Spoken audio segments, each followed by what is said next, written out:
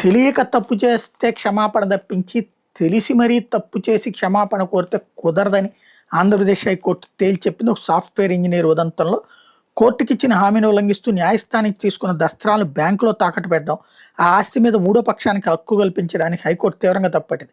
హైదరాబాద్‌కి చెందిన సాఫ్ట్‌వేర్ ఉద్యోగి నాగతం ముకుందరెడ్డికి నెల రోజుల సాధారణ సివిల్ జైలు శిక్ష, 2000 జరిమానా విధించింది. 10,000 ఖర్చులు విధిస్తూ ఆ సొమ్మును ఏపీ హైకోర్టు న్యాయ సేవల కమిటీకి జమ చేయాలని ఆదేశించింది.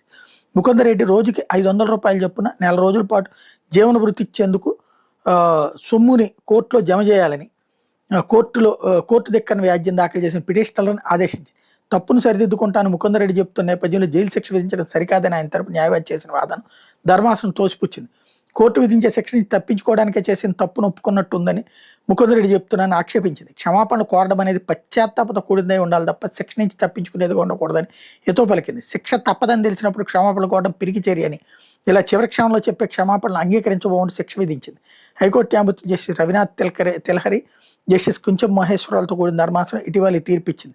ఆస్తి పంపకాల వ్యవహారంలో నాగతం సునీత, మరో ముగ్గురు నాగతం ముకుందరెడ్డి తదితరుల మీద తిరుపతి 5వ అదనపు జిల్లా కోర్టులో 2009లో దావా వేశారు. ఆస్తిలో పావు వాటా పిటిషనర్లకు చెందుతుందని తిరుపతి కోర్టు 2017లో ప్రిలిమినరీ డిగ్రీ జారీ చేసి దాన్ని సవాల్ చేస్తూ నాగతం మునిరాజమ్మ, ముకుందరెడ్డి 2017లో హైకోర్టులో అప్పీల్ వేశారు. ఫైనల్ డిగ్రీ జారీ చేయొద్దని హైకోర్టు ఉత్తర్వులు ఇచ్చింది. తిరుపతి కోర్టులో విచారణ సందర్భంగా తాము దాఖలు చేసిన ఒరిజినల్ దస్త్రాలను వెనక్కి ఇప్పించాలని ముకుందరెడ్డి హైకోర్టు కోరారు.